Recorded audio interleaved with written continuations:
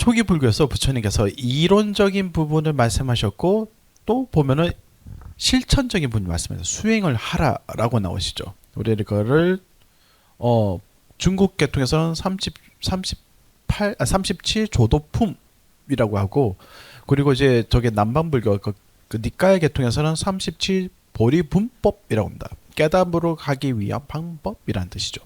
네. 같은 말인데 근데 중국식이냐 저 빨리식이냐 이렇게 차이가 있습니다. 내용은 같습니다.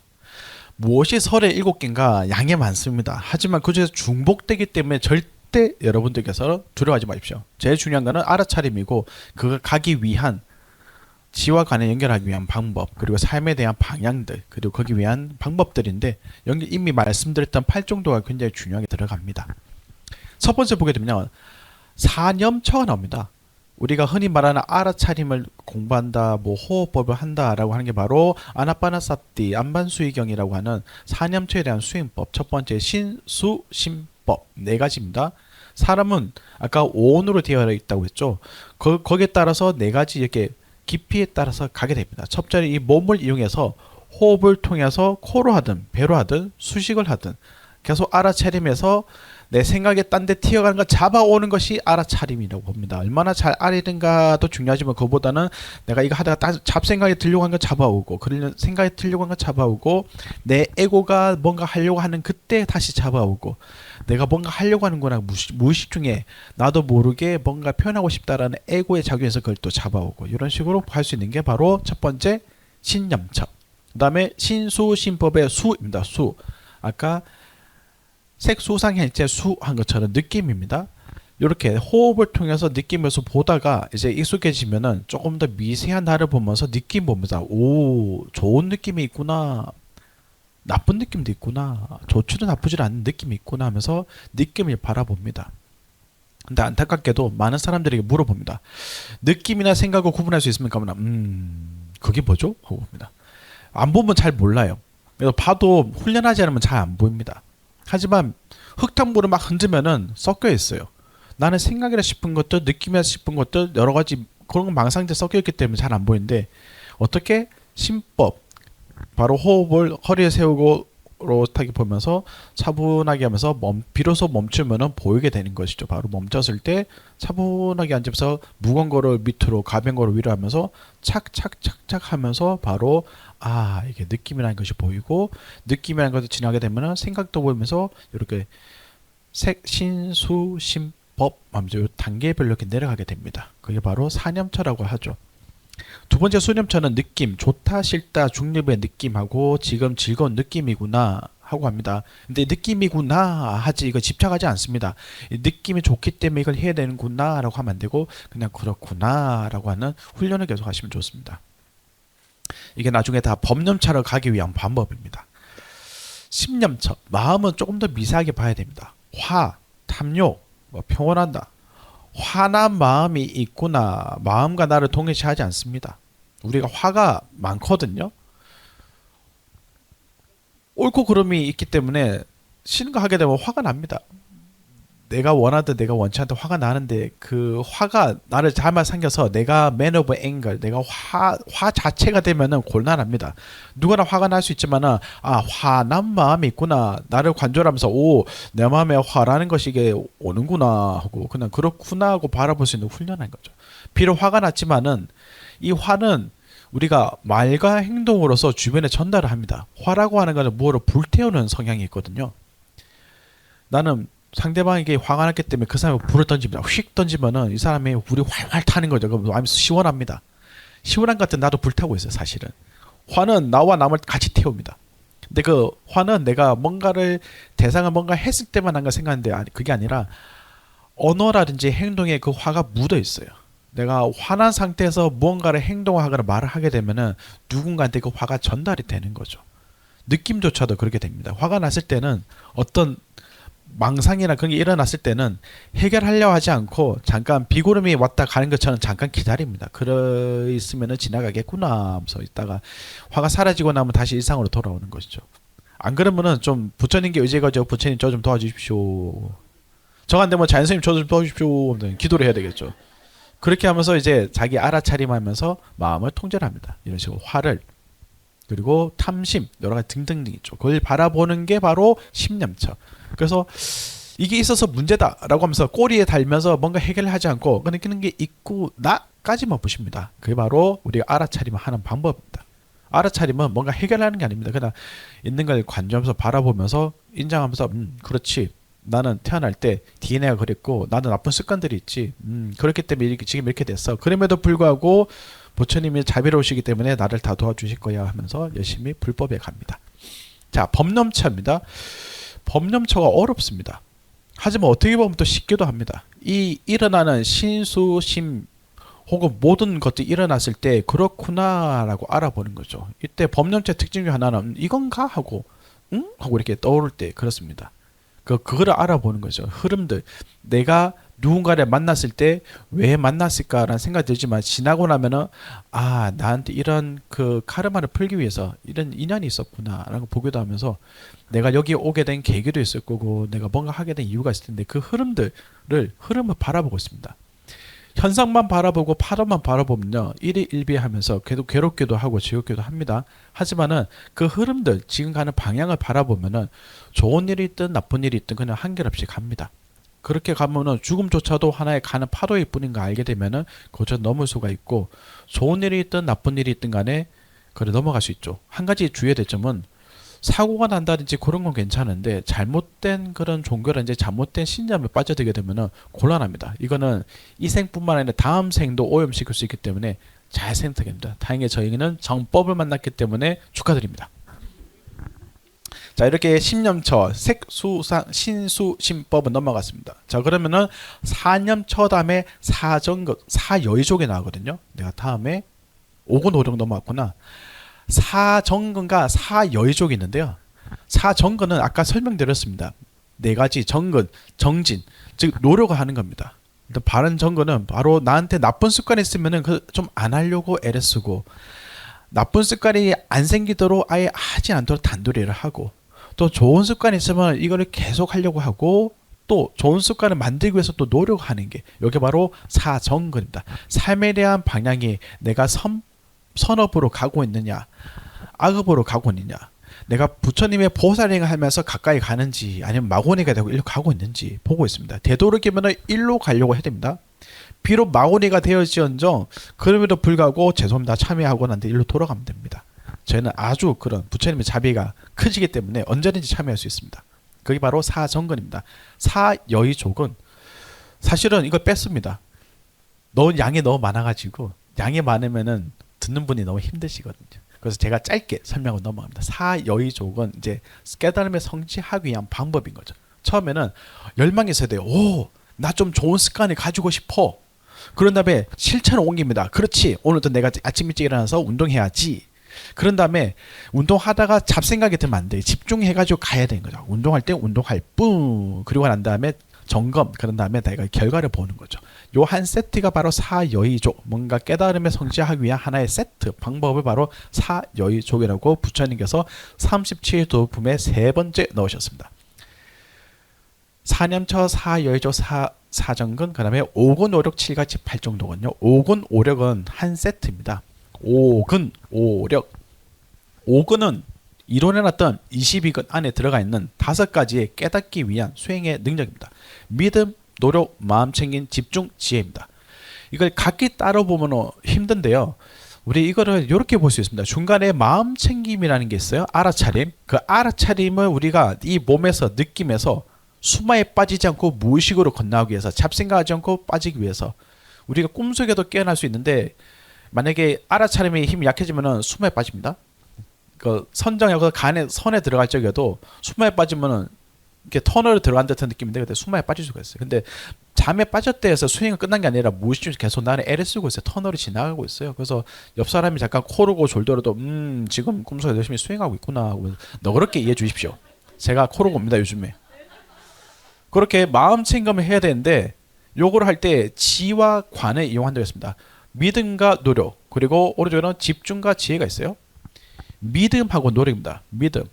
믿음이 있어야지 부처님의 불법을 믿어야지 대승기신원에 믿음이 있어야지 이래 되겠죠. 노력도 마찬가지입니다. 정진해야 됩니다. 요 아까 전에 했던 것들, 그리고 집중, 하나에 집중해서 하나에 집중하고 이렇게 빠져드는 것들 몰입할 수 있고, 그 다음에 지혜로 가지고 있습니다. 믿음하고 지혜가 세트로 같이 가야 돼요. 지혜가 없는 믿음은 요거는 굉장히 위험합니다. 이거는 그 사이비로 갈 수도 있기도 하고 혼자 잘못된 생각을 수 있습니다. 또 반대로 믿음 없이 지혜만 있게 되면 이것도 아니고 교활하게 갈 수도 있습니다. 그래서 믿음과 지혜가 한 세트가 해서 가야 되고, 노력하고 집중돼야 됩니다. 집중만 하게 되면은 수마에 빠지거나 도구에 빠지게 됩니다. 하지만 노력을 하게 되면은 맞춰갈 수 있죠. 노력만 하게 되면은 집중 안 하면은 방방 떠서 가게 됩니다. 그래서 노력과 집중이 또 한 세트로 같이 묶여갑니다. 그래서 마음 챙김을 중점으로 믿음과 노력을 이렇게 위로 띄우는 기질이 있다면은 집중하고 지혜는 밑으로 가라앉겠습니다. 이거를 밸런스를 맞춰가지고 가야 되는 거죠. 그럴 때 다 일어나는 오건을 통해서 일어나는 능력이 바로 오력이라고 하거든요. 오력에 대해서 잠깐 보겠습니다. 5가지 능력이 뭐냐면요. 그거 당연한가 아닌가라는 생각이 드실 겁니다. 오력, 오건이 믿음을 통해서는 씨앗이 되지만은 그 믿음에 대해서 큰 힘이 생길 수가 있습니다. 믿음을 하게 되면은 불신을 없앨 수가 있겠죠. 확신이 생길 수가 있습니다. 그 다음에 정진을 하게 되면은 산란을 제거할 수 있고, 그 다음에 그 지혜를 하게 되면 무명을 파괴할 수가 있습니다. 그런 5가지 능력이 바로 오력이랍니다. 오건을 닳기 때문에 그걸 통해서 이룰 수 있는 힘이 오력이 됩니다. 그래서 한 세트로 같이 움직입니다. 그 다음에 칠각지 8정도로 이어집니다. 칠각지도 보면요, 마음챙김, 태법같이 진리를 옳고 그름을 선택하는 거, 그 다음에 정진, 꾸준히 노력하고, 희각지, 기쁨을 가고, 경안같이 가벼움 가고, 정하면은 집중하고, 그 다음에 사해서 완전한 평정심으로 하는데, 요것 또한 자세히 보면은 마음 챙김을 중심에 두고 태법을 한다든지 노력하는지 기쁨을 한다든지 그렇게 보습니다. 기쁨은 새로운 기쁨이라기보다는 내가 아하 하고 뭔가 깨달았을 때 그때 약간 기쁨함이 있습니다. 아 하고, 우리가 이 법당에 오거나 뭔가 불법 배움 중에 하나도 내가 무지가 깨졌을 때 그 깨짐의 약간 그 환희심 같은 게 바로 희라고 볼 수 있죠.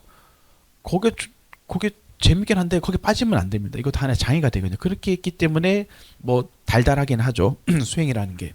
그런 식으로 마음 챙김 중심으로 앞쪽에는 3개를 그리고 뒤쪽에는 3개를 같이 밸런스를 맞춰갖고 지관을 엮듯이 같이 가야 됩니다. 이렇게 보시면은 오건 오력 칠각지가 크게 어렵지가 않구나.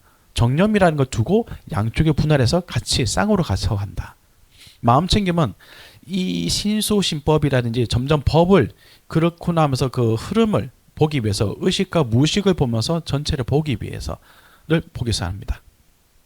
마지막에 8정도는 아까 이론 부분 했기 때문에 넘어가겠습니다. 초기 불교에서 약간 그 보충을 하겠습니다. 업하고 윤회가 있거든요. 이 저희가 초기 불교에서 우리 궁극적으로 부처님께서 사람들에게 말씀하고자 하는 게 이런 거지 않을까 싶습니다. 즉 우리는 습관과 행동, 습관으로 이루어진 사람들이거든요. 우리의 모든 행동들, 우리 일어나는 거라든지 옷을 입는 거라든지 밥을 먹는 거라든지 얼굴 표정이라든지 삶을 하는 거 보면 습관으로 어떤 뭉쳐져 있습니다. 하나의 패턴들. 슬픈 사랑을 하는 사람은 항상 슬픈 사랑합니다. 대상이 바뀌지라도 항상 같은 패턴을 가게 됩니다. 기쁜 사랑을 하는 사람은 기쁜 사랑을 가게 되는 거고요. 우리가 어렸을 때 배웠던 사랑의 표현이 나중에 어른 돼서 가게 됩니다. 시골에서 어른들이 막 큰 소리로 막 소리를 지르고 욕을 하고 때리면서 사랑 표현을 했다면 나도 커서는 그게 사랑 표현으로 가게 되는 거죠. 그래서 어릴 때 했던 습관이 하지 말아야지 하는 것이 하지 말아야지 하면서 해야지가 되는 거죠. 그렇게 넘어갈 수 있는 게 바로 습관입니다. 그것들을 우리가 바꾸기 위해서 스스로 알아야 되는 거죠. 내 자신을 보기 위해서 내 부모님 보면서 내 자식을 보면서 참 뭔가 좀 약간 가슴이 답답하거나 뭔가 그 힘든 게 있어요. 어떻게 보냐면요, 내가 비디오로 나를 찍어가지고 내 자신을 바라보면 손발이 막 오그라들어요. 왜냐면은 내가 내 자신을 제대로 보기 어렵거든요. 근데 자녀라든지 부모들, 특히 자녀들은 내 자신의 투영, 나의 모습, 분신이기 때문에 그 사람 보면은 내가 숨기고자 하는 게 적나라하게 보여. 뭐 가슴이 답답한 거지. 나 다른 사람들은 참 보살인데 자녀 앞에 가면은 보살이 안 돼. 지극히 정상적입니다. 내 자신한테는 잘 안 돼요. 네. 그렇게 보는 게 바로 아, 이런 습관이 있구나라고 보면서 그거를 불편하지만은 받아들이는 거죠. 그러면서 이것을 왜 그런가 보면서 이해를 하는 거죠. 그리고 한데 그럼에도 불구하고 좀 더 좋은 습관을 하기 위해서 가는 거죠. 늘 항상 같은 패턴으로 이렇게 돌아갑니다. 한때 제가 초콜릿을 좋아했거든요. 또 초콜릿 중에 스니커즈를 좋아했습니다. 저는 왜 그런지 몰랐어요. 항상 그 시험을 본다든지 수업 준비를 하면 스니커즈나 초콜릿을 항상 양쪽에 꽂아놓고 갔었거든요. 이 두 개가 있어야 든든하더라고요. 급할 때 먹습니다. 먹으면 기분이 좋아지면서 잘 넘어가죠. 그 하루는 내가 왜 이렇게 초콜릿에 집착하는가라고 봤더니 내가 뭔가 수업이나 뭔가 시험에 대해서 부담을 느끼게 되면은 그 불안함이라든지 그런 게 일어나요. 그러니까 불안하고 마음이 불편하면은 무의식적으로 단 게 땡깁니다. 단 게 땡기는데 하필이면 스니커즈 먹은 게 자유 시간이라든지 그런 거 먹으면요 맛이 좀 덜하더라고요. 근데 스니커즈 먹으면요 단 게 확 땡기면서 단 거의 레이어 이 달달한 게 있기 때문에 먹으면은 기분이 좋아집니다. 그래서 넘어갔던 거죠. 근데 그거를 본 다음부터 스니커즈를 안 먹고 초콜릿을 안 먹으면서 내가 지금 불안해 하는구나 하면서 인정해주면 그래서 괜찮아. 이따가 초콜릿 대신에 내가 맛있는 것을 사줄 갈비탕을 사줄게 하면서 다독여가면서 이렇게 갔던 거죠. 그런 식으로 내 안에 패턴들이 있는데 그런 패턴들을 알아차려야지 벗어나주고 있습니다. 내가 하고자 하는 이렇게 하면 안 되는데 하면서 나도 모르게 하고 있어요. 화가 났을 때 이렇게 하면 안 되는데 나도 모르게 하고 있어요. 근데 그 패턴을 관조를 통해서 바라보고 그 패턴에서 한번 나올 수 있게끔 행동을 옮겨줄 수 있는 거죠. 한번 해보면은 좀 갈 수 있습니다. 근데 한번 해본다는 게 쉽지가 않은 게 낭떠러지에서 한 발짝 내리는 거거든요. 죽음처럼 피하고 싶어요. 나는 사람들 앞에 서서 말을 잘 못하는데 나를 변화시키기 위해서 가끔 미친 척하고 마이크를 잡고 한번 발표를 하는 거죠. 그렇게 내 자신 한번 깨보는 것도 좋습니다. 그렇게 해서 나는 이런 사람이야라고 고착된 것을 한번 깨가지고 그럼에도 불구하고 나는 다른 사람이 될 수 있어 라고 하면서 새로운 습관들 만든 거죠. 그래서 저의 하나의 방법은 하나의 모델을 봤습니다. 특강을 잘하는 사람, 공부를 잘하는 사람, 혹은 윤리적으로 도덕적으로 뛰어난 사람 보면서 내가 이 사람이라면 하면서 그 사람의 옷을 입으면서 흉내를 냈던 거죠. 내가 부처님이라면은 나는 이렇게 욕심이 많을 때 어떻게 했겠다. 내가 마음에 산란이 왔을 때 내가 만약 자연스님이라면은 안도 단도직입적 이렇게 했겠다 라면서 살짝 내가 내 정신을 할 수 없지만은 내가 누군가의 조상님의 힘을 빚든지 주변에 그런 신장님의 힘을 해서 내가 잠시나마 다른 사람 되었고 행동이 옮기면은 한번 했던 것이 또 다른 길이 생기면서 또 다른 길을 갈 수 있는 거죠. 그래서 주변에 도반이 중요하고 환경이 중요하고 그런 것이 중요한 것 같습니다. 그게 바로 우리가 바로 습관을 만든 거죠.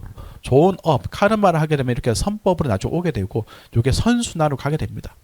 이렇게 악으로 우리는 악과 선이 하나의 길이 아닙니다. 굉장히 다양한 분야에 이렇게 나쁜 습관도 있고 다양한 분야 선한 습관들이 있습니다. 섞여 있습니다. 근데 다양한 나쁜 습관들을 서서히 멈추고 그리고 서서히 좋은 습관을 바꾸려고 해야 됩니다. 우리는 바로 바꾸려 하기 때문에 급해서 어려워요. 특히 자녀라든지 주변 사람들은 너 이게 왜 안 돼? 라고 하면서 똑바로 안 해? 라고 하지만은 그거 하기 전에 이거 좀 불편한 것 같아 우리 이거 안 하면 안 될까? 라면서 첫 번째 멈추면서 좀 쉬는 시간을 좀 주고 그리고 서서히 스스로 방향을 바꿔서 갈 수 있도록 그런 여유를 기다려주는 게 중요하지 않을까. 자동차를 전진으로 100km 가다가 후진하려고 하면은 그 막 부서집니다. 서서히 멈췄다 가야 되는 거죠. 수행할 때 신수시법 갈 때도 저도 상행선, 하행선이 서로 왔다 갔다 하는데 이게 멈춰야지 다음 단계를 탈 수 있는 것 같아요. 바로 여기서 버스가 기차가 멈추지 않은데 그 상행선 가고 있는데 하행선 갈아타려고 하면요 사고가 납니다. 수행하다가도 내가 아직 신수신법에서 뭔가 하나가 잘 안 되고 혼란스러운데 그걸 억지로 하려고 하면요 분명히 탈이 납니다. 그래서 자연스럽게 될 수 있도록 멈추는 습관 그리고 관조하는 습관 불안함이 있으면 마음이 불편함을 하고 집에 만약 가스불을 켜놨다면 전화해서 빨리 끄라고 하고 이렇게 마음의 그런 편안함을 먼저 하고 그 다음에 이렇게 수행을 갈 수 있도록 하는 게 중요하지 않을까 싶습니다. 그래서 초기 불교의 내용이 이렇게 카르마하고 업을 보면은 그게 부처님께서 하고자 하는 말씀이 있지 않을까 라고 보고 이거를 조금 더 다음으로 만든 게 부파불교입니다. 사람들이 살다 보면요 생각이 많아지고 그리고 좀 편안함이 있게 됩니다. 부처님께서는 오후 불식을 하셨죠. 그리고 그 다양한 계율들이 있는데 대중불교 같은 경우에는 약간 유도리 있게 하면 안 될까요? 한 12시 5분까지는 괜찮겠죠. 뭐 때에 따라서는 되지 않을 거예요. 라고 하면서 약간 좀 그 사람들에게 좀 포용될 수 있도록 부드럽게 갔다고 하면은 상자부 불교는 그냥 말 그대로 상자 높은 자리에 앉아 계신 장로들이 계세요. 장로들은 본인들도 고생했기 때문에 너희들도 같이 고생을 하면서 아주 법률을 강렬하게 만듭니다. 그렇게 스트릭트하게 가게 되죠. 이 상자부 불교에서 아비다마 불교, 초기 불교에서 굉장히 더 진하게 세밀하게 나오게 됩니다.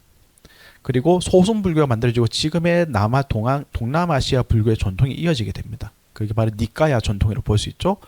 대중부는 이렇게 대승 불교의 모태가 됩니다.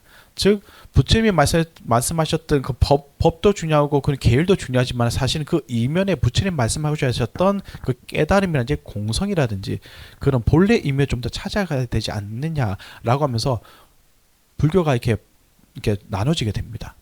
처음에는 부처님이 그래서 말씀하셨기 때문에 하나로 갔고 그 이후에 이제 그 제자분들이 모여가지고 니까이를 만들고 이렇게 서로 결집을 하면서 하나가 돼서 갔는데 시간이 흐르면서 이제 사람들이 이제 저마다 생각이 달라지고 하니까 이렇게 파가 나눠져서 가게 되는 거죠. 그래서 상자부, 대중부, 상자부는 지금의 니까야 불교로 그래서 초기 불교였고 대중부는 이제 앞으로 보겠습니다. 대중부가 이제 대승불교 발전합니다. 대승불교 보면요 공이라고 하는 게 나옵니다. 공, 순야타. 모든 것에 고정된 본성이 없다입니다. 근데 우리는 잘못하면 이게 아무것도 없다라고 하면 곤란합니다. 이 순야타에 대한 정의를 알고 있어야 됩니다. 이걸 또 머릿속으로 아는 게 아니라 자기가 체험을 해봐야 돼요. 내가 내 자신을 체험하면서 아 나는 항상 1등만 고집했는데 2등이 되면 되게 서럽고 힘들었어요. 但 나중에 꼴찌가 돼보면 아 1등 2등 별 차이가 없구나 하고 알게 되는 거죠. 단계를 넘어가 봅니다. 우리가 한국에서 뽁짝뽁짝 싸우고 있는데 나중에 미국이라는 나라 가보면 아 한국은 그냥 그렇구나 하고 알게 됩니다. 같은 레벨에서 보면요 빨간색, 뭐 파란색, 뭐 검정색, 흰색은 구분됐지만은 그 위에 단계로 올라가면요 그냥 색깔이구나 하고 건너가 됩니다. 남자 여자 구분해서 하는데 그냥 인간이라는 종으로 보게 되면 그냥 아 인간이구나 하고 되겠죠. 즉 우리는 같은 레벨에서 보게 되면 공의 이야기 어렵습니다. 하지만 그 위에 단계로 가게 된 거죠. 꼬맹이들이 막 싸워요. 그럼 서로 싸운데 네가 잘났네 내가 잘났네 하는 거죠. 근데 선생님이 바라보면 도토리 기재기 땅콩들이 그 꽁알꽁알 싸우고 있네 라고 하는 거죠. 그것처럼 내 마음의 의식이 내 안에 옳다 그러다 보긴 하지만은 내 마음의 의식이 좀 더 한 단계 위로 올라가서 전체를 관조를 하게 되면은 옳고 그름이라고 하는 거는 내가 믿는 거에 따라서 달라지는 거나 볼 수 있습니다. 즉 나의 이 안경 색깔을 빨간색으로 칠하면 모든 게 빨간색의 세상이 되고 파란색은 파란색이 됩니다. 누군가는 이게 옳다라는 세상이 있으면 그래 너의 생각을 보자 너의 안경을 써보면 아 너의 생각도 옳을 수가 있겠구나 하면서 그렇게 옮겨 다니는 거죠. 그러면서 나라고 하는 것이 색깔이라고 하는 것이 내가 생각하는 것에 뒤편하는구나. 내 귀에 듣고 싶은 것만 들리고 보이고 보이지만은 사실은 그냥 있는 그대로였구나 하면서 그렇게 볼 수 있는 게 공으로 가는 중간의 방법이지 않을까 싶습니다. 그 제가 한 말이 아닙니다. 이거 나가르주나라고 하는 용수보살님께서 하셨던 말을 제가 간단하게 말씀드렸던 겁니다. 대승불교는 중간학파, 유식학파, 열애장 사상 이렇게 됐습니다. 학파가 두 개였고 사상이 하나가 있습니다. 학파는 어떤 큰 대규모로 해갖고 제자와 스승이 해가지고 학파가 만들어졌어요. 근데 사상은 그런 사상의 논리가 되고 학파가 만들어지지는 않았어요. 근데 그런 만의 이유가 있는 것 같습니다. 중간과 유식은 확실히 사람들이 명확하게 이해가 되고 뭔가 할 수가 있는 것 같아요. 근데 열애장은 경험하지 않으면 힘든 것 같아요. 우리가 선불교를 하다시피 그래 가는 거죠. 그래서 아마 열애장 사상이 선불교에 영향을 많이 끼친 것 같습니다. 혹은 반대로 중국에 있는 도교라고 하는 게 선불교에 영향을 줬고 그리고 열애장 사상에 영향을 줬을 수 있겠구나라는 생각도 듭니다. 그리고 보살도 육바라밀을 통해서 행동으로 한다라고 되어 있죠. 자, 조금 더 설명해 드릴게요. 중간 합파하고 유식 합파에서 중간에 나가르주나께서 그렇게 방금 말씀드렸던 중도로 갑니다. 중도는 이것도 아니고 저것도 아니라는 게 그냥 이 한 공간에서 하는 게 아니라 그 다음 차원에서 가는 겁니다. 나의 차원이 나라고 하는 좋고 인간의 나쁨이 아니라 좀 더 보살이라는 경지, 더 대보살이라는 경지에 올라갔을 때 그 구분이 없을 때 그 자비심, 너와 나의 구분이 없을 때 나의 자비심, 그럴 때 너의 고생이 나의 고생이고 너의 행복이 나의 행복이기 때문에 너와 나의 구분 없이 나같이 나를 대하는 것처럼 그렇게 갈 수 있는 거죠. 내가 싫은 건 남한테 강요하지 않습니다. 하지만 내가 좋겠다 싶은 강요를 하죠. 물론 내가 좋겠다 싶은 게 남한테 독이 될 수 있을 때는 그때는 강요하지 않습니다. 있는 그대 바라보면서 이렇게 공손하게 느껴줄 수 있는 거죠. 에너지를 줄 수 있을 때. 그렇게 중간학파로 가는 것 같습니다. 유식학파는 아까 잠시 말씀드렸지만 사람의 식을 구분합니다. 모든 게 마음으로 이루어져 있다 하면서 이 몸, 안입의 서신을 통해서 의식이라고 하는 인식을 하게 되고 그 의식을 미세하게 보면은 중간에 칠식이란 말라식, 옳고 그름을 구분하면서 좋다 나쁘다 미세한 판단하는 식이 있고 그리고 그것이 저장되는 알라야식, 히말라야 할 때 알라입니다. 저장된다는 알라야식. 모든 정보들은 나한테 들어와서 필터를 통해서 저장이 되고 이게 다시 나갈 적에는 이게 기억이 상기가 돼서 다시 나갑니다. 불온도 갑자기 옛날 친구가 생각나. 하면은 그러면은 갑자기 기억된 것이 다시 나가는구나 생각하면서 바라보는 거죠. 근데 그때 그 친구한테 좋은 기억이 있으면은 그때 그거 좋았었지. 지금 좀 뭐 하나 어떻게 하나 하면서 다시 꼬리표를 보고 갈 수 있는데 그렇게도 할 수 있지만은 그럼에도 불구하고 그냥 그래 잘 살겠구나. 남이 아미타불 관세음보살 하면서 보내주고 갑자기 나를 괴롭혔던 친구가 생각나서 이 똥강아지 하면서 그럼에도 불구하고 나쁜 자식 잘 살아라 하면서 보내주고 꼬리표를 붙이지 않습니다.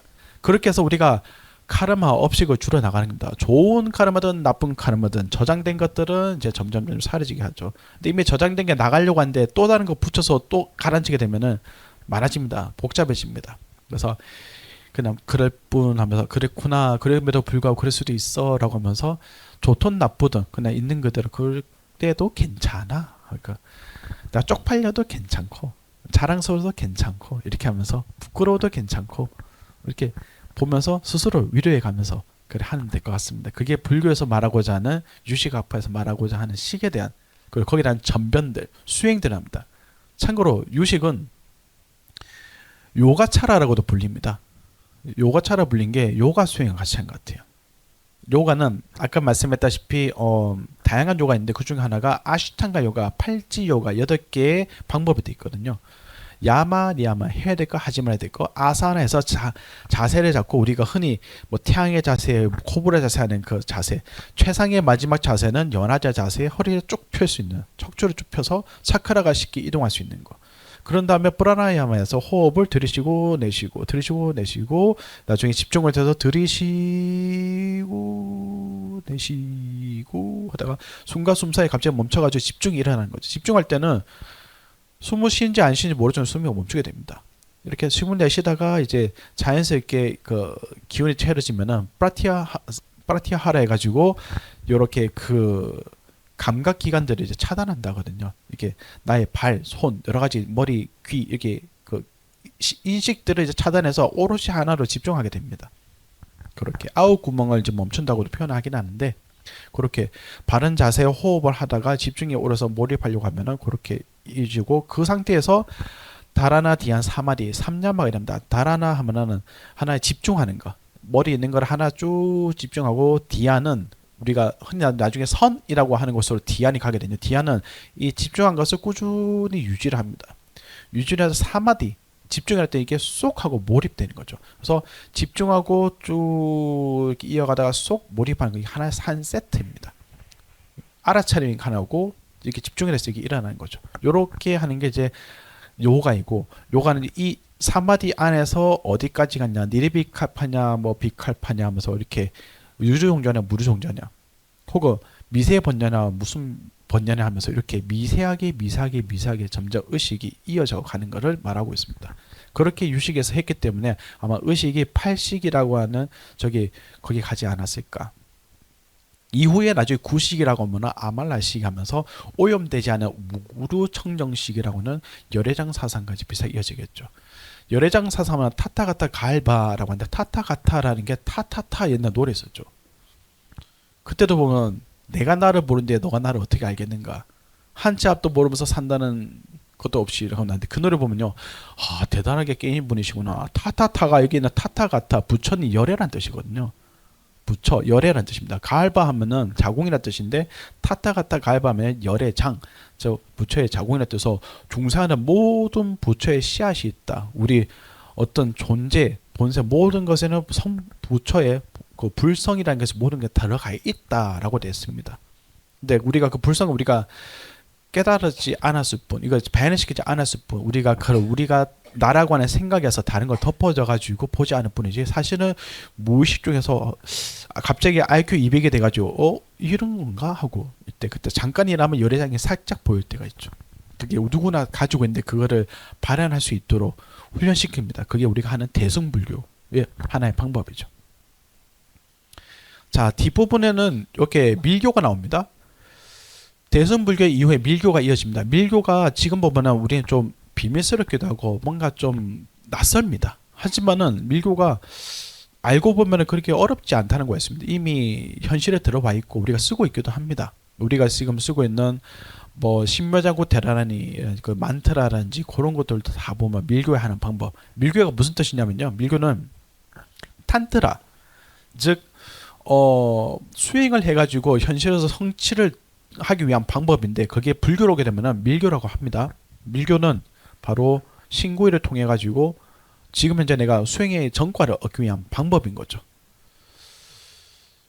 초년 법륜에서는 사성제 8정도를 통해 가지고 고진멸도를 통해서 진리를 아시게 됐다면은 나중에 후대에 이제 그 중관 저게 대승불교 가게 되면요, 반야신경이라든지 하트수트라든지 혹은 금강경 같은 걸 통해 가지고 아제 바라제 바라생아제 갔다 바라갔다 바라생가때 보리소아하, 바로 그곳으로 가라. 어디로? 피안으로 가라. 지금 내가 생각하고 있는 이 관념, 거기서 나와서 바로 불도로 가라.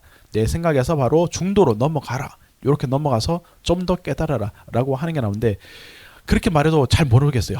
공성이 뭐지, 중도로 가는데 그게 뭐지 라고 하는데, 그거를 맛을 보게 해주는 게 바로 밀교죠. 수행을 통해 가지고 스스로 증득하게 해줍니다. 그래서 힘을 가지는 밀교죠. 그래서 밀교는 숨겨놨어요. 왜? 어린아이 때 자동차 열쇠를 주면 사고를 치거든요.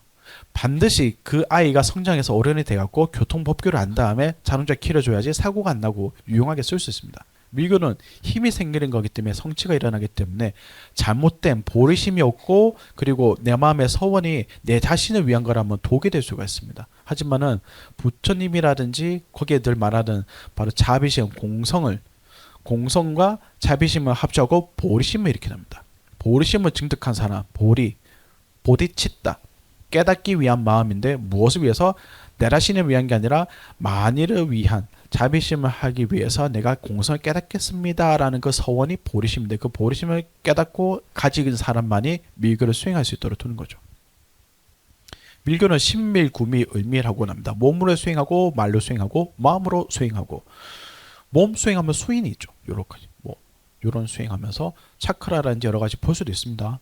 말에 수행하면 진화를 합니다. 옴마니 밤매옴을 하든지 아미타불 하든지 소리의 진동, 산스크리트에서 내 몸의 차크라를 깨우게 되면서 갑니다. 그리고 마음의 수행에서 관상을 합니다. 요게 우리가 수행할 때 많이 쓰는 거죠. 우리가 나중에 연불할 때를 보게 되면요, 그냥 소리로 하고 집중만 하는 연불이 있고, 대상을 관을 해가지고 연불하는 게 있고, 마지막에는 대상과 내가 하나가 일치가 되어서 연불하는 게 있습니다. 이 세 가지 방법으로 연불을 합니다. 그렇게 하면서 내 안에 업식이라든지 부처의 옷을 입듯이 그렇게 가피를 받는 방법인 거죠. 그게 바로 마음의 수행, 즉 신성불, 이 몸 그대로 부처가 된다. 삼밀수행으로 대일열애와 하나가 되는 것 합니다. 대일열애가 아까 전에 말때 타타가타, 즉 공성 그 자체, 그냥 그 진몽요구, 그냥 그렇게 볼 수 있겠죠. 이게 나중에 티베트로 가고 동아시아 밀교로 계승됩니다. 한국으로 가고 중국으로 가고 일본으로 가죠. 요렇게 한번 돌아봤습니다. 혹시 여기까지 질문 있으신 분 있으십니까? 질문 받고 다음으로 넘어가겠습니다. 왜냐면은 제가 보기에는 여기까지 질문은 크게 없습니다. 왜? 그냥 정보를 주고 이런 게 있구나 보는데, 다음에 신앙생활 가면요, 본인의 이야기이기 때문에 질문이 많이 나올 것 같아요. 그래서 제가 빨리 진행하려고 합니다. 감사합니다. 그럼 제가 바로 2부로 넘어가 보겠습니다.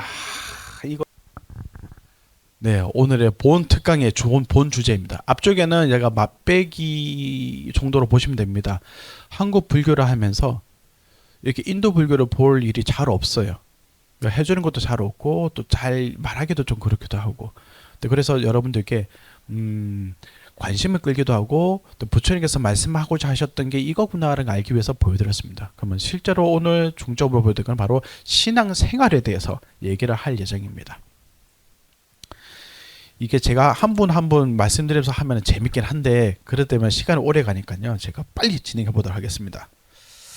어떤 분들은 신앙생활하면 절에 많이 가는 것, 또 어떤 분들은 기도나 불공을 열심히 하는 것, 또 어떤 분들 연부를 많이 하고 착하게 사는 것을 신앙생활이라고 생각하고 있는 게 대부분입니다. 물론 그렇게 하고 계시고요. 그게 맞기도 합니다. 그런데 다만 그것만 하게 되면 신앙생활이라고 하기에는 일반 부자인데 우리는 좀 고급스러운 이제 자연스님의 부자이기 때문에 우리 잘 나가야 됩니다. 네. 그래서 단지 절에 가거나 생활이나 종교적인 습관만을 하는 게 아니라 우리가 무엇을 해야 되는지 그거를 보도록 하겠습니다.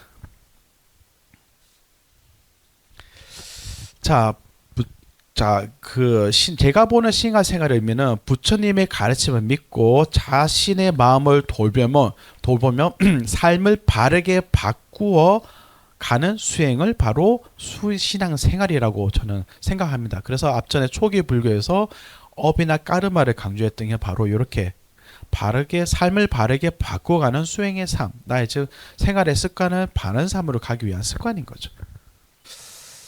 자, 그러면은 왜 우리가 신앙생활이 중요하면요.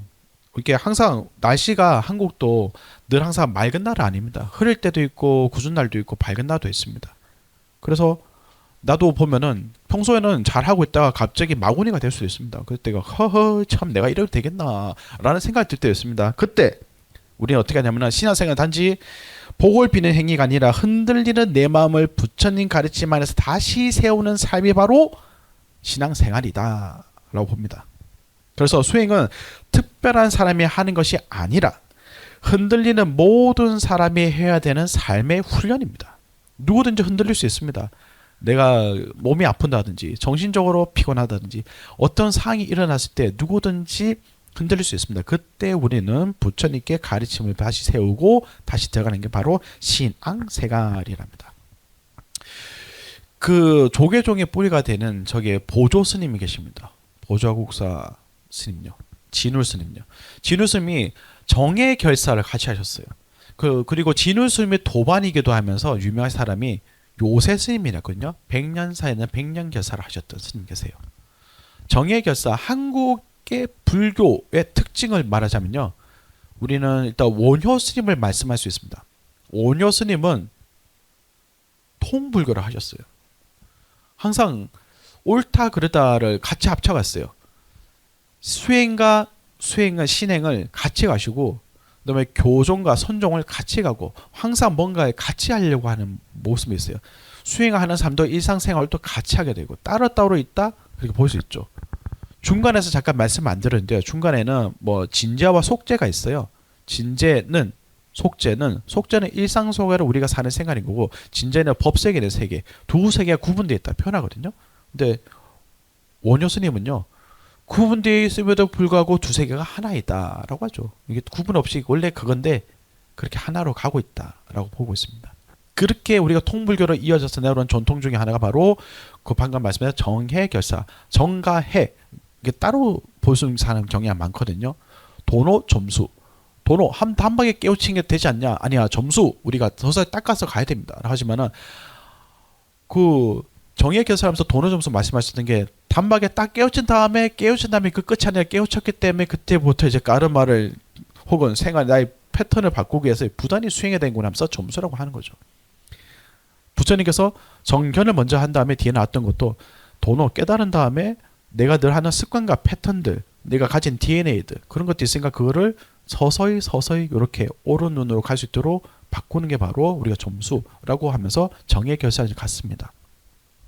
요새 스님도 거기에 그 보조고사 진울 스님과 같이 있으면서 했었는데 근데 요새 스님은 거기서 한 발짝 더 나가셨어요. 왜냐면은 그 진울 스님은 주로 스님들이나 상근기 위주로 그 수행을 하셨다고 하면은 요새 스님은 근기에 대해서 하근기를 보시면서 다른 분들을 위해서 했습니다. 요때가 어떨 때냐면요. 고려시대였는데요. 고려시대에 몽골이 쳐들어오고 나라가 피폐해졌습니다. 사람들이 전란으로 죽고 힘들고 막 힘든데 거기서 수행을 한다? 뭔가 선을 한다라고 하는 게 힘들죠. 당장 마음이 힘들고 괴로운 사람인데 그 사람을 도와줘야 되는 거죠. 근데 그런 식으로 다양한 근기를 위해서 요새 스님이 이제 본인의 수행을 만든 게 바로 백년결사입니다. 지금 백년사를 만든 거죠. 요새 스님이 했던 수행을 크게 네 가지로 보면요. 첫 번째 지관, 참회, 연불, 정토입니다. 천태의 지관을 가지고 하셨습니다. 천태 같은 경우에는 수행을 통해 가지고 차근차근 올라가서 성취를 하는 거 봐요.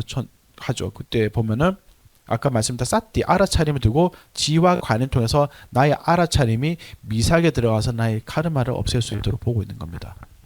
두 번째는 참회를 합니다. 무너진 마음을 다시 일으키기. 그래서 요새 스님이 성씨가 서거든요. 그래서 다른 분들 이분은 서참회를 불렀습니다. 왜? 매일매일 참회라고 참회를 항상 하고 계셔가지고. 그 다음에 연불 그리고 정토가 있습니다. 연불은 조금 전에 말씀드렸던 그 집중하기 위한 그 연불도 있고 관을 통해서 하는 게 있고 그 다음에 내가 그 대상과 하나가 돼가지고 혼연일치가 돼서 박티라고 하는 그런 연불이 있습니다. 연불에 대해서 잠깐만 보고 갈게요. 연불하면요. 인도에서 불교가 나왔고 인도에서 다양한 종교가 나오고 갔었는데 나중에 후반에 가면 박티즘 해가지고 신과 하나가 되는 신에 대한 그 예찬이 많아집니다. 그래서 그 아리아인들이 건너올 때 베다를 가져왔다고 했는데 그 베다 안에 가야트리 만트야라고 하는 굉장히 큰 진원이 있어요. 우리 불교 사람들의 반야신경처럼 힌두 사람들의 100이면 100 다 하고 임종에도 기도해주고 언제나 기도해주는 그 가야트리 만트야라고 있거든요. 가야트리 만트야 제가 보면요. 옴 부 부아 스와하 따사비뚜 바레얌 바르고 데바샤히 마히 디오유나 프라초다야 시라고 하는 건데 이거를 아침부터 저녁까지 계속 합니다. 뜻을 보면 이렇습니다. 베다에 나옵니다. 베다의 세 번째 경에 리그 베다의 세 번째 경에 62 그 수두라의 10번째 라인이거든요. 거기에 가야트리 만트가 되어 있고 지금까지 3,500년 쭉 부르고 지금도 이어지고 있습니다. 뜻은 이렇습니다. 옴 물질과 마음과 영혼의 존재신 근원신 태양의 빛처럼 고귀하신 분이시여 아름답고 절대적이며 찬란하고 빛나는 신성을 그대를 명상합니다. 우리를 지혜의 빛으로 이끌어 주소서. 다시 한번 명상합니다. 그 대상을 봅니다. 옴 물질과 마음과 영혼의 존재신 근원의 태양의 빛 고귀하고 아름답고 절대적이며 찬란한 빛나는 신성의 그대를 명상합니다. 내가 그분의 명상하죠. 집중을 하지만은 다음에 관을 하게 되고 그 대상에 대해서 내가 오롯이 내가 하나의 빛처럼 돼가지고 우리를 지혜의 빛으로 이끌어줘서 우리는 정광명을 말하는 거죠. 그렇게 하면서 계속 그 모라일체 그 하나가 되기 위해서 그 고귀한 빛이 되기 위해서 계속 진화를 하면서 이렇게 들어갑니다. 한국 사람이 제가 하면은 큰 효용이 없는 것 같아요. 근데 3,500년 동안에 이렇게 대대손손 이렇게 인도에는 빠람빠라 해가지고 스승의 제자에게로 3,500년 그 베다 시대부터 지금까지 이렇게 전승되어져 가지고 배운 사람이 저 뒤에 앉아 계시거든요. 저분한테 한 3번만 제가 요청해서 해보겠습니다. 저게 반다나 우파티아 박사님이신데요. 인도 네루대학교 산스크리트 박사를 하시고 지금 강원대학교에서 또 박사하면서 연구원을 하고 계십니다. 저분이 산스크리트 전공이고 집안이 그 반딧 집안, 브라만 집안이라서요. 저거를 어릴 때부터 전수받아서 하고 계신데 이 가야트리 만트를 한 3번만 부탁드리겠습니다. 제가 마이크를 전해드릴게요. 네. 네. 네. 여기서 나와서 해주시겠습니까? 네. 여러분들 지금 3,500년의 전통의 그 가야트리 만트라를 한번 이렇게 들어보는 겁니다. 네. 네. 지금 시작하겠습니다. 옴 불부와 스와하 तत्सवितुर्वरेण्यं भर्गो देवस्य धीमहि धियो यो नः प्रचोदयात् ॐ भूर्भुवः स्वः तत्सवितुर्वरेण्यं भर्गो देवस्य धीमहि धियो यो नः प्रचोदयात् ॐ भूर्भुवः स्वः तत्सवितुर्वरेण्यं भर्गो देवस्य धीमहि धियो यो नः प्रचोदयात्. 이 네이티브랑 제가 배운 사람은 좀 다른 것 같아. 힘이 달라. 요게 이제 뒤에 할 이제 종토하고도 연결되기도 한데요. 이렇게 빛으로 들어간다. 이렇게 물질과 정신과 영혼의 근원이신 그 존재이시여. 빛처럼 고귀하고 아름답고 절대적으로 찬란한 그분이실 내가 명상하면서 내가 하나가 됩니다. 그리고 나를 지혜의 빛으로 인도해 주십시오라고 하는데 불교도 그렇고 인도도 그렇고 빛을 말합니다. 아까 말했던 무명 같은 경우에도 발달을 하지만은 그 빛띠아라는 게 빛도 되지만은 안다라는 뜻이거든요. 절대적인 그 하나의 시바, 절대적인 그런 하나의 공성으로 보는 게 바로 명이라고 하는데 그 명으로 빛으로 나를 인도해 주소서라고 하면서 계속 기도를 합니다. 즉 마구니가 됐을 때 이 기도를 하면서 그럼에도 불구하고 내가 잘하겠습니다라고 하는 것이죠. 그렇게 연부를 하는 게 있고 마지막에 종토, 마지막까지 부처님의 원력에 의지를 합니다라고 됐습니다. 자, 우리가 흔히 알고 있는 참회하고 종토하고 의미가 제가 좀 다르게 해석할 거거든요. 왜냐하면은 우리는 근기라는 게 있습니다. 조금 전에 말씀드렸던 보조국사 진우 스님하고 요새 스님하고 두 분께서 그 근기라는 걸 가지고 서로 대립을 하셨습니다. 진우 스님은 이제 상근기 선은 가나선은 최상승의 그 선이라고 하잖아요. 수행이라 하잖아요. 맞습니다. 그리고 보조국사 그 요새 스님 같은 경우는 그 수행만 하게 되면은 젊은 다른 사람들도 그게 다른 있으니까 그 사람들을 위해서 내가 같이 하겠다라고 하면서 이렇게 이어져 갑니다. 그래서 이렇게 네 가지 수행을 하셨는데 저는 거기서 한 발짝 더 나가서 근기라고 하는 것은 사람의 등급이 아니라 상태이지 않을까라는 있습니다. 생각해 보십시오. 분명히 우리는 선수행도 하고 이렇게 월정사 와서 문화 와가지고 수행하면서 우리 상근기가 맞습니다. 근데 상근기인데 가끔 중근기가 되기도 하고 하근기가 되기도 합니다. 어쩔 수 없습니다. 이 날씨가 변하거든요. 항상 밝은 날만 될 수는 없습니다. 상근기의 상태일 때는 마음이 맑고 집중이 잘 될 때 수행이 잘 되는 날을 우리 상근기의 상태로 볼 수 있다라고 하게 되면은 중근기의 상태는 마음이 왔다 갔다 할 때 평소의 상태입니다. 그리고 한극의 상태는 마음이 어둡고 힘들 때 수행이 잘 안 될 때 그렇게 볼 수 있습니다. 그렇게 보면은 참회는 종토는 하근기나 하고 그러니까 우리가 보통 참회는 하근기가 이렇게 자기 업식을 녹이고 하기 위해서 수행을 한다 하거든요. 그 종토 같은 경우도 수행이 부족한 사람이 그렇게 어디 의지를 해가지고 가려고 하지 않을까라고 생각하는데 바로 이 사람의 근기 상태를 보면은 내가 항상 상근기 유지할 수는 없으니까 내가 한근기대로 있으니까 그럼 어떻게 해야 돼? 하근기 아닌 척하고 계속 상근기인 척 하게 되면 또 다른 상을 만들기 때문에 정신적으로 마음적으로 그리고 수행적으로 장애가 됩니다. 하지만 그런 단연 마스크를 또다시 만들지 않고 하근기의 상태 그렇지 그런 내가 있었어. 그럼에도 불구하고 내가 좀 상근기로 가기 위해서 스스로 참여를 하는 거죠. 대참여를 합니다. 옴살바 모찌모찌 사다야 사바야 하면서 열심히 참여를 해가지고 그래 나의 마구니를 좀 이렇게 죄송합니다. 뭐 그러면 안 되는데 그렇죠. 네 그런 게 있습니다 하면서 열심히 참여를 한 다음에 마음이 깨트린 상태에서 다시 시작하게 되는 거죠. 그게 제가 인도에 갔던 이유 중에 하나거든요. 인도에 박사 공부를 하러 갔는데요. 학위 공부도 있었지만 개인적으로는 여러 가지 궁금증이 있었어요. 분명히 우리가 수행을 하다가 어떻게 하다 보면 실수를 하든가 모두 그 다시 마구니의 세계에 빠지든가 그래 근기를 놓쳐가지고 하근기가 될 수 있을 텐데 그때는 어떻게 해야 되는가. 열심히 수행을 하다가 내가 놓치거나 혹은 중단을 했을 때 다시 떨어지는 건가 하고 그랬었는데 그 답을 거기에 계속 공부를 하고 그런 성인들을 만나면서 배운 것 같습니다. 바로 참회라는 것을 그때 배웠습니다. 달라라마 존재님도 그러셨고 다른 까르마 존재님도 그러셨고 다양한 성인들 힌두 성인들도 누군가 잘못을 하거나 그렇게 번뇌가 있을 적에는 참회를 하라고 하더라고요. 그도 진참회 열심히 깊이 참회를 해가지고 다시 시작하라고 하더라고. 그때 힌트를 얻었습니다. 아 내가 이렇게 제가 묻어대가지고 이거 묻은 채로 가는 게 아니라 묻은 거 털어내고 참회를 하고 가면 되는구나 라고 하는 거죠.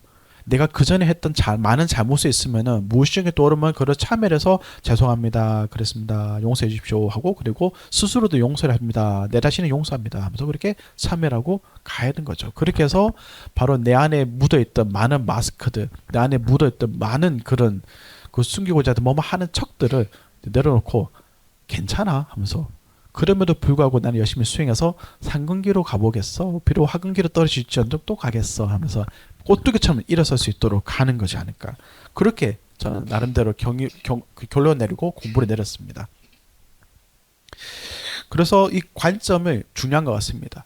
이게 근기가 사람의 등기가 아니라 누구든지 이렇게 상중 하근기 왔다 갔다 할 수 있습니다. 근데 왜 우리는 어떤 사람은 상근기, 중근기, 하근기라면요. 제가 봤을 때는 그 사람의 평균이 어디에 머물러 있느냐, 주로 어디에 머물러 있다 되느냐, 평소에 나쁜 짓 하고 온갖 탐심 욕심하다 가끔씩 기분 좋을 때 상근기 대하고 한번 이렇게 보시 한번 하시고 이렇게 해서 그렇게 내려갈 수도 있습니다.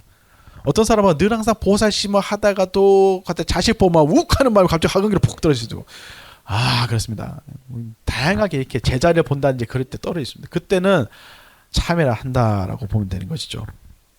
자, 참회는 누구한테 많이 필요하냐? 참회는 자기 자신을 미워하는 행위가 아니라 마음을 다시 바르게 돌리는 수행이다랍니다. 그래서 내가 못나서 참회를 한다. 내가 나쁜 짓을 해서 참회를 한다.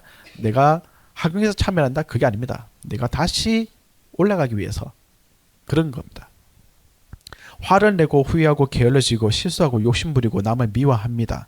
그렇다고 내가 형편없는 사람인가, 나는 좀 부질없는 사람인가, 나는 참 법을 배우면 안 되는 사람인가 라고 몰아붙이는 게 아니라 다시 한번 내 마음이 지금 법에서 벗어났구나, 다시 돌아가야 되겠다 라고 하는 게 참회라고 하는 겁니다. 그래서 참회는 실패 선언이 아니라 바로 재출발의 수행을 바로 참회라고 합니다. 자, 그러면 상근기, 중근기, 하근기의 참회가 또 다르겠죠. 상근기 쪽에 수행하다가 미세하게 일어납니다. 미세하게 교만해진다든지 방만해진 때가 있어요. 그때를 살피면서 참회하면서 내가 또 교만해졌구나, 방심했구나 하면서 다시 참회해서 갑니다. 그 정도는 아주 양호하죠. 그러면 중근기는 흔들리는 마음을 다시 잡습니다. 이거 할까 말까 하다가 잠시 저기 가서 또 중생도름 하고 있습니다. 그러면서 다시 마음을 잡고 돌아오는 거죠. 자, 그럼 하근기입니다. 하근기가 가장 힘들죠. 이때 되면은 마음도 무너지고 내 마음도 불타가지고 잘 안 됩니다. 그때 다시 말해줘. 무너진 자리에서 다시 일어나기 위해서입니다. 나는 안 된다가 아니라 그래도 다시 부처님께 돌아가겠다라고 하는 거죠. 비록 내가 망치고 내가 되게 큰 죄를 저지르고 마음을 해하거나 뭔가 나쁜 짓을 했다 하더라도 나는 이제 이 생에서 안 되겠다가 아니라 포기하지 않습니다. 그럼에도 불구하고 부처님께 나는 돌아가겠다라고 보는 게 바로 하근기가 해야 되는 참회지 아닌가 싶습니다. 그래서 절대 우리가 뭔가 잘못했다든지 내가 부족해서 참회라고 하는 건 아닌 것 같습니다. 내가 내 자신을 다시 올라가기 위해서 내가 뭔가 하는 척을 하게 되면은 요게 무게추를 단 것처럼 몸이 무거워요. 뭔가 수행할 때도 장애가 생깁니다. 하는 척 하다 보면 불안하기도 하고 다양한 내 자신의 그게 있습니다. 그럴 때 요 하나하나 내 과거에 있었던 것도 하나 떨어놓고 이렇게 떨어놓기도 하고 걱정 있는 것도 괜찮아. 이렇게 내 자신을 인정하면서 하나씩 놓게 되는 거죠. 내 부모님이 지었던 죄들, 부모님의 나쁜 습관들 그래도 괜찮아. 이 생에 내가 다시 또 하면 돼. 내가 했던 나쁜 것들도 이렇게 하고 생각으로 한 것들, 말로서 한 것들, 행동을 한 것들 다 이렇게 하나씩 참여하면서 몸을 가볍게, 나의 영혼을 가볍게, 마음을 가볍게 하면 허리가 우뚝 서지고 호흡이 잘 됩니다. 그러면 자연스럽게 깨달음이 찾아오죠. 자, 다음에는 정토를 보겠습니다. 정토가 서방세계의 정토죠. 서방세계입니다. 서방세계에 누가 계십니까? 아미타바 부처님 계시잖아요. 아미타바. 아까 저 붓다 한 것처럼 아비타바하고 아가 붙거든요. 자, 거기에 계신 부처님, 아미타, 망고새 빛이 두루 퍼져 계시는 부처님은 바로 아미타바라고 하죠. 바로 빛을 상징합니다. 아미타바. 자, 아미타바 부처님께 이제 우리는 기도를 하자. 아미타불 기도를 하고 하는데, 보통 우리가 생각할 때 정토는 기독교 방식이거든요. 뭔가 의지를 하고 기대고 그렇게 가는 거죠. 아무리 내가 죄를 짓고 뭔가 수행하지 않았다 하더라도 아미타불을 열심히 정건한 다음에 그쪽에 기해가지고 아미타불에 가겠다, 서방 정토 가겠다.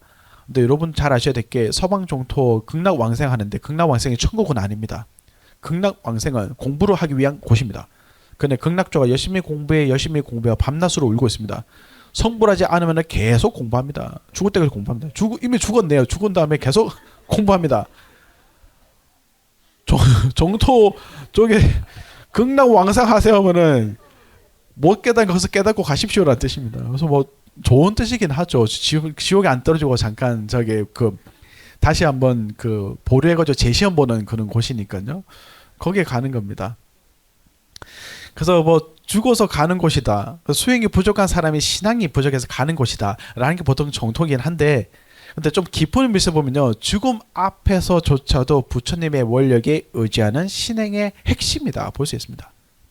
우리가 멀리 가는 방법은 예를 들어서 벼룩이 그 갈 수 있는 그 거리가 한정돼 있거든요. 근데 벼룩이나 벌레가 멀리 가는 방법은 말이라든지 거기에 붙어가지고 따라가는 방법이에요.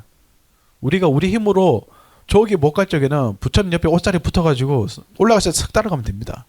그게 바로 정토이지 않겠습니까? 부처님은 워낙 원래 크신 분이기 때문에 옆에 붙어 있으면은 갑니다. 근데 잘못된 데 따라가면은 엉뚱한 데 갑니다. 그래서 정법을 보고 잘 따라가야 되는 거죠. 죽음의 순간이 있습니다. 색수상행, 그 지수화풍 공이 무너지죠. 한때 제가 호스피스에 관심이 많았거든요.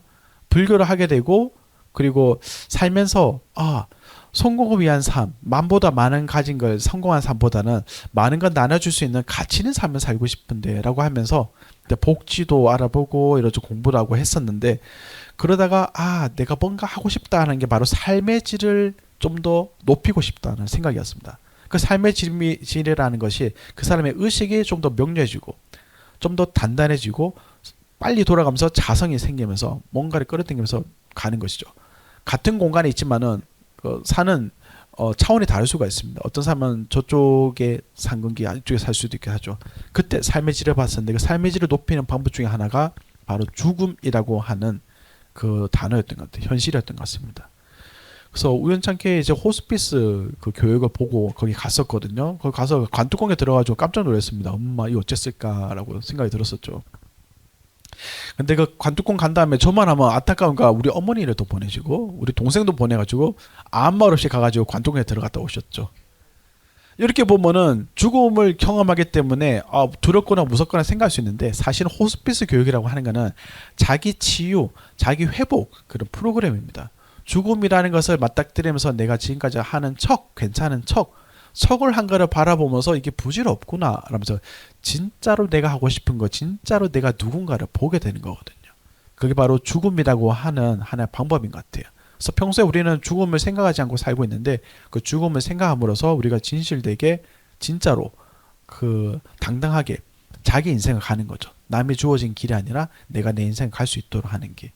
그렇게 호스피스를 교육을 하면서 정토라는 것을 알게 됐고, 정토를 통해서 참 좋은 방만이고 방편이구나 생각했었는데, 근데 여기 상근기는 자기 스스로가 수행을 해가지고 미래에 어디까지 보고, 그리고 죽음 순간에도 수행을 통해서 죽음을 경험을 하고, 죽은 이후에도 발을 통해서 7주 동안에 여러 가지 경험을 하고 다음 자궁을 들어가서 그런 윤회를 하게 되거든요. 근데 그는 상근기 아주 그런 수행에 되고 운이 굉장히 좋으신 분이라 했죠. 하지만은 지수화풍이 무너지는 순간에 사람을 호스피스 하면서 바라보면요, 이 업의 폭풍이라든지 굉장히 무성이 많이 오릅니다. 불안이라든지 우울이라든지 감정의 폭풍이라든지 오르게 된 거죠. 특히 집착들, 특히 자녀라든지 돈이라든지 못다한 것들 그런 게 올라오게 되는데, 그것들을 내가 미리 죽기 전에 그걸 해결하지 않으면은 내 죽음의 순간 왔을 때는 업의 폭풍에서 내가 못 벗어나겠구나. 이 몸의 지수화가 무너지면서 증세가 나타납니다. 피부가 마르고 이제 뭐 몸이 불똥이 같기도 하고, 몸에서 물이라는 진물도 나오고 물이 나오기도 하면서 몸이 이렇게 점점 죽음으로 가는 단계가 있는데, 거기에는 고통이 수반되거든요. 정신적으로도 몸으로 고통 수반되면서 온전하게 정신을 유지하기 어렵습니다. 그래서 아마 정토라고 하는 것은 바로 지수화풍을 무너질 때 우리가 마지막으로 부처님께 원력에 의지해가지고 갈 수 있는 하나의 방편, 보험이지 않을까 싶습니다. 그래서 저는 예전에 발표를 이걸 통해서 했었는데요. 그때 전 표현이, 참에는 우리는 그 실손보험 같은 거고, 그 다음에 정토는 일전에 그 생명보험 같은 거지 않을까. 그러면 실손보험은 우리가 평소에 살다가 사고 나거나 그 실수해가지고 다치더라도 걱정은 덜합니다. 왜? 실손이 있으니까. 실손보험이 없이 어디 다치거나 병이 들면요, 곤란합니다. 반면에 또 생명보험을 하지 않으면 내가 남기고 갈 것들, 그에 미련이 남고 좀 두렵습니다. 하지만 생명보험을 빵빵 해놓으면요, 삶이 두렵지는 않을 것 같아요. 그래서 일종의 참여하고 정도를 표현하자면은 그런 것처럼 낙하산, 안전장치 혹은 보험 같은 거지 않을까. 그런 정도로 보면은 저희가 신앙생활하면서 우리가 뭐 정토 아미타불을 염성한다든지 죽음을 염성한다든지 혹은 참회를 할 적에도 그냥 우리 그 천수경에 나온 데가 읽는 것이 아니라 진심을 다해가지고 내가 모르던 나도 몰랐던 그 참회를 하고 정토에 대해서도 열심히 해가지고 열심히 보험을 만들어야 되지 않나라는 생각이 듭니다. 인간의 근본적인 불안과 죽음의 두려움 앞에 부처님의 원력에 의지하는 것이 신앙의 핵심. 그래서 정토는 끝까지 내 힘으로 가겠다가 아니라 마지막 순간에 부처님의 원력에 나를 맡기겠다라는 하는 자세인 거죠. 그래서 정토를 우리가 흔히 하근기가 한다라는 생각이 아니라 누구든지 상근기라 누구든지 다 해야 되는 수행이고 반드시 해야 되는 그런 원리인 것 같습니다. 그래서 믿음을 가지고 부처님께 기대서 내가 마지막 순간에 같이 가겠다. 혼자 갈 수 있으면 최고인데 안 되면은 옆에서 이렇게 그 낙하산이 있으니까 같이 가면 편하게 가는 거죠. 자, 여기서 잠깐 질문을 듣도록 하겠습니다.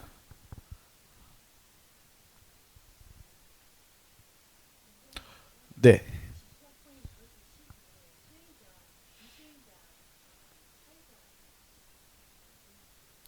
일단 수행자, 비수행자면요. 수행자는 아무래도 기본적으로 개정회를 하지 않습니까?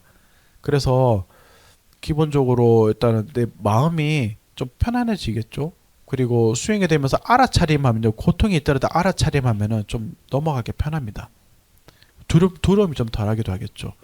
그리고 지혜를 통해서 관을 통해서 볼 수 있을 텐데 비수행자 같은 경우에는 모릅니다. 근데 고통스럽고 불안하고 막 폭풍이 몰아치는데 보이지도 않습니다. 그 너무나도 내 속은 부글부글 끓고 있는데 나도 잘 모르겠어요. 너무나도 힘들고 두렵고 무서워요. 그 차이는 굉장히 클 것 같습니다. 혹시 기회가 되시면은 저기 언양에 가면 정응 마을에 가면은 그 마하응디 거기 가면은 그 수행 그 하는 곳이 있거든요. 그 불교 호스피스 교육을 하는 곳인데요. 거기서 한번 그 관뚜껑을 닫지 않더라도 그 초반만 해보더라도 도움이 되지 않을까. 그래 보면은 수행자의 비수행자의 차이가 굉장히 클 수도 있겠구나라는 생각이 듭니다. 저는 수행을 해본 사람들 혹은 불교에 와가지고 기도를 해본 사람이라면은 그나마 좀 업식이 좀 덜 불고 죽음이라는 순간이 찾아왔을 때 덜 좀 힘들게 갈 수 있지 않을까라는 생각을 합니다. 네. 자, 그러면 잠시 쉬었다가 한 15분 쉬었다가 일단 질문을 받고 또 진행하겠습니다.